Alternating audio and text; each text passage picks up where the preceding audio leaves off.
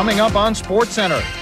Luke Brock was a symbol of great base stealing, but today I am the greatest of all time. It was Rickey's day, but that's it. Number 7 is in the books. The remarkable Ryan has done it again. It was Nolan's night. As a pair of express trains rolled further into history, a pair of local trains plodded along and along and along. In the NBA, a Texas shootout in Oakland, and the Bruins and Penguins opened the Stanley Cup semis. A historic day in sports, so grab a good seat. SportsCenter's next.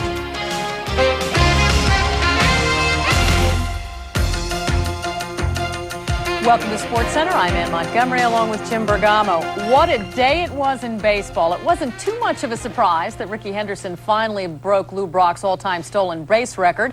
What was a surprise was that Rickey was upstaged by a 44-year-old man, the same one who victimized Rickey to post his 5,000th career strikeout. And we just heard Rickey proclaim himself as the greatest of all time. Well, let's see him do it when he's 44 years old, right? It's only stood to reason in the storied career of pitcher Nolan Ryan. At age 44, he would turn in the most impressive performance of his career. Ryan entered the night with 6 career no-hitters, but he had never thrown one at Arlington Stadium, the site of Wednesday's game with Toronto. And the Blue Jays entered the game with a .276 team batting average, tops in the majors. So career no-hitter number 7 didn't figure to come easily Wednesday night. Didn't figure to come at all. But then again, go figure, Nolan Ryan. We'll pick up the action. The ageless wonder Nolan Ryan, top of the 4th. Roberto Alomar becomes strikeout victim number 7 on the night. Top of the 4th again, Joe Carter, number 8. We move to the top of the 5th. Glenn Allen Hill, take a seat. Your strikeout number 9. Look at the Rangers fans. They come prepared for a Nolan outing. Offense provided by Ruben Sierra. A 2-run homer off Jimmy Keys. Sierra's 3rd home run off Blue Jays pitching in 2 days. Rangers lead it 3-0. This is the only real threat. Manuel Lee, the fly to center, but Gary Pettis snags it. We go to the 9th. Ryan 3 outs away. Manuel Lee, a smash to second, but not really that tough. For Julio Franco, two outs to go now. Devon White. Julio Franco says, Ryan, if you can do that again, send it my way. I've got your 2nd out of the inning. And he does. 1 out to go for Nolan Ryan with a no-hitter. Roberto Alomar up. Now the story here is Sandy Alomar, Roberto's father, became Ryan's 1,500th career strikeout victim. That's it. Number 7 is in the books. The remarkable Ryan has done it again.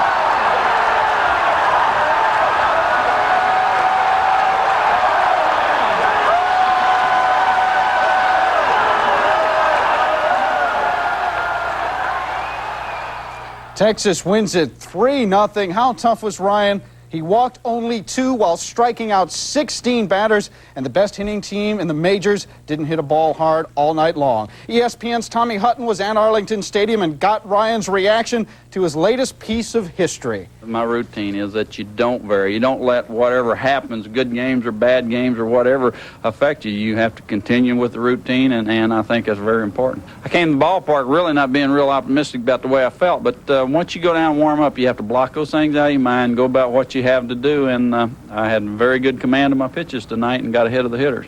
I don't think that this will take away from what Rickey did, and Rickey did it in grand style and Rickey's style, and so I knew it was just a matter of time, and I'm glad he did it at home the way he wanted to do it.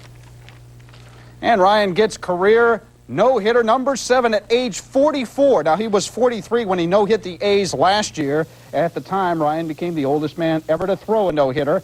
Ryan's 5th no-hitter was his only one in the National League. That came when he no-hit the Dodgers in the Astrodome. Prior to that, Ryan recorded 4 no-hitters while with California. His first 2 at the Angels came in 1973 and 74. And for you trivia buffs, during those 2 no-hitters, Sandy Alomar played second base for the Angels. Alomar's son, of course, as I mentioned, Roberto, was Ryan's final strikeout victim and final out in no-hitter number 7.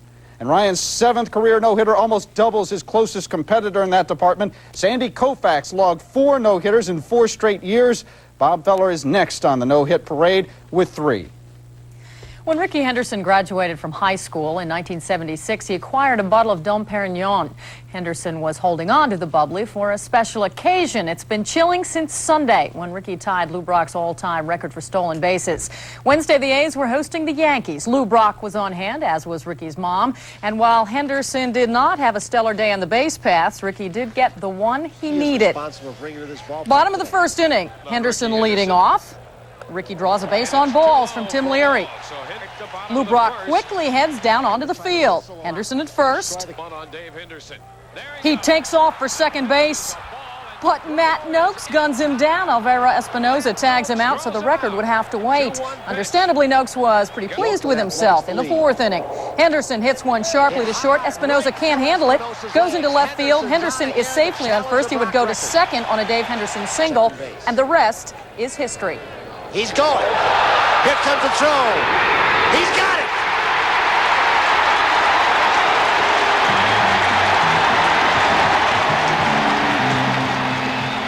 .939 career stolen bases for Rickey Henderson, who is never bashful about his skill.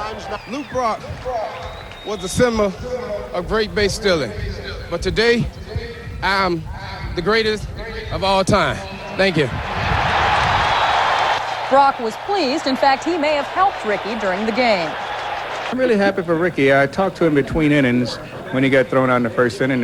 We talked and went over again some of the things I thought was happening to him. Next time I got on base, it was in my mind just to go out there and make sure I get a good jump and make sure I grind that foot in the grit.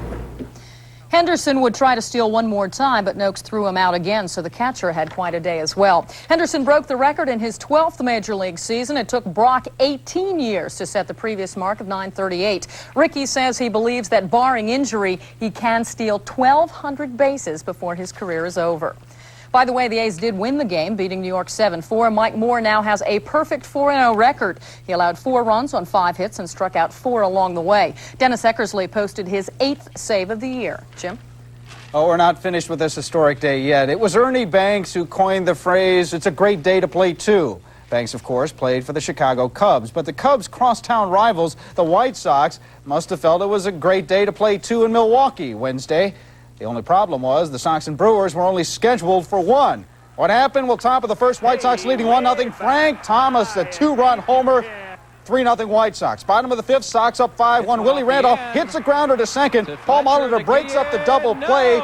Brewers still trail 5-3, and Sox manager Jeff Torborg argues that Molitor was out of the baseline. Still bottom of the fifth, 2 out. Franklin Stubbs, 3-run homer off Greg Hibbert. Brewers lead 6-5.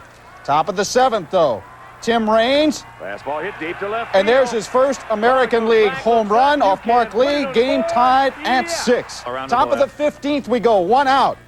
Ozzie Guillen lines one off the head of Don August. Sammy Sosa scores. The White Sox lead it 7-6. Bottom of the 15th, Brewers trail 9-8, but Willie Randolph singles in. Bill Spires, we're tied at 9, and we go that way. We're tied at 9 through 17. Bottom of the 19th, a meeting on the mound. They walk Paul Molitor to face Willie Randolph. Now, he had just tied the game in the 15th, and guess what? He comes up with the game-winning single off Wayne Edwards. Jim Gantner scores. Brewers win at 10-9. Not only was the 6-hour and 5-minute marathon the longest game ever played at County Stadium, it's the longest in the American League in 7 years. And guess which teams were involved in that one? The Brewers and the White Sox, this time at Chicago. They played 25 innings in May of 1984, and in that one, the Brewers tallied 3 in the top of the 21st, only to have the Sox match them in the bottom half and win it in the 25th. That game took 2 days to complete, the longest game ever in the American League. If they have Allstate Renters Insurance, the good hands people could replace their things just the way they were. Do you rent? You'll rest easier knowing you're in good hands with Allstate. Allstate. For more information on Allstate Renters Insurance, contact Susan Drapeau, your Allstate agent, at 563-2124. At Anthony's, we're always trying to bring the latest trends in food service to Plattsburgh. I don't think of Anthony's in terms of competition with other restaurants. What we try to do is focus on doing the best job that we can here and making Anthony's the best restaurant that we can possibly make it. When world travelers come in here and tell me that they've never had a better meal, that's very rewarding.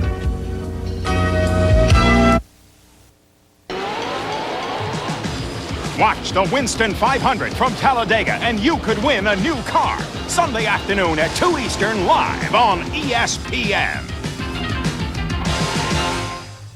All the major leagues had to offer us so far Wednesday was Rickey Henderson's all-time base stealing record, the marathon in Milwaukee, and Nolan Ryan's record 7th no-hitter. Were we satisfied? No way. We wanted 2 other possible no-hitters in the works at the same time Ryan was flirting with his. Seattle's Randy Johnson was looking for a gem on Baltimore's diamond. Could he get it? Well, Johnson striking out Rickey Henderson, a no-hitter through 5 2/3. But bottom of the 6th, 2 outs, bases loaded, all on walks. Randy Johnson then walks Dwight Evans. Rickey Henderson scores. The game is tied at 1. Next batter, Bob Melvin, the little dink shot to third.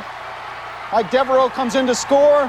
Melvin beats it out. Orioles lead 2-1, and guess what? They win it 2-1. Not only does Johnson fail in his bid to record his 2nd career no-hitter, he loses the game as well. Johnson walks 7 in 6 innings of work. In Minneapolis, the Red Sox ran into a red-hot Scott Erickson. Look at Erickson, ugly socks and all. Maybe he's got a hex on Mike Greenwell. Maybe those socks are working against the Sox. Greg Harris, though, 7 shutout innings himself. Gets Kirby Puckett to chase the breaking ball. But in the 8th, Jeff Gray in relief, and Don Gladden comes up big with the home run to left. 1-0 Twins. And that's all Scott Erickson would need. Facing Jack Clark, again with the bad Sox, and he gets the Red Sox to look bad. Erickson loses his no-hitter in the 6th, but he follows up his first major league shutout with another shutout. Erickson now working on a 22-inning scoreless streak. Cleveland's Albert Bell was the king of the long ball during spring training this year. Bell led the majors with 8 preseason home runs, and now he's at it again. The Indians were on the road in Anaheim. Top of the 1st, here he is, hot-hitting Albert Bell facing Chuck Finley. Bell with a 2-run shot to center field, his 2nd tater in 2 days, his 5th of the year, and he had 3 RBI in the game as well. This one made it 2-0 Indians. Bottom of the 9th, 2 outs, 5-1 Cleveland. Tom Candiotti facing Junior Felix, and he gets him swinging. The Indians over the Angels 5-1. Tom Candiotti tossed a 5-hitter and struck out 9, recording his first complete game of the year. You can catch the Angels Friday night here on ESPN when they host the Baltimore Orioles beginning at 10:30 p.m. Eastern Time. 2 of the American League's toughest hitters will go head-to-head. California's Dave Winfield and Baltimore's Cal Ripken Jr. The Tigers were looking to sweep their 3-game set with the Royals in Kansas City, and they did just that. Detroit wins at 6-4. Mike Bodeker's troubles against the Tigers continued. He is now 6-13 lifetime against Detroit, his worst record against any American League team. San Diego's Bruce Hurst always had a pretty good handle on the Mets. And Wednesday night in Shea, Hurst had his hands full this time around. Meanwhile, the Mets' red-hot lefty Frank Viola was on the hill for the home team, but sweet music was throwing heat of another kind. We'll explain when we return.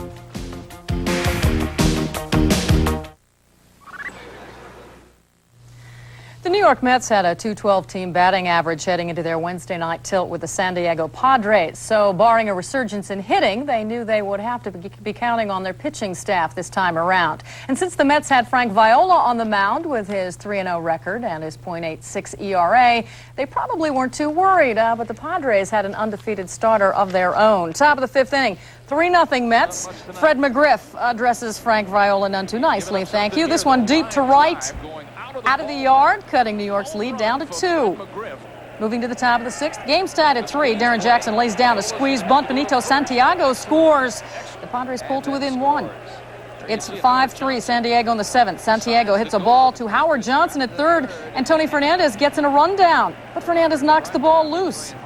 Rick Cerrone drops it, then Hojo throws the ball away. The Padres score 3 in the 6th and 3 in the 7th. The Mets made 4 errors in the 7th as well. The Padres slipped past New York 8-7. Frank Viola drops to 3-1 and 1-4 lifetime against San Diego.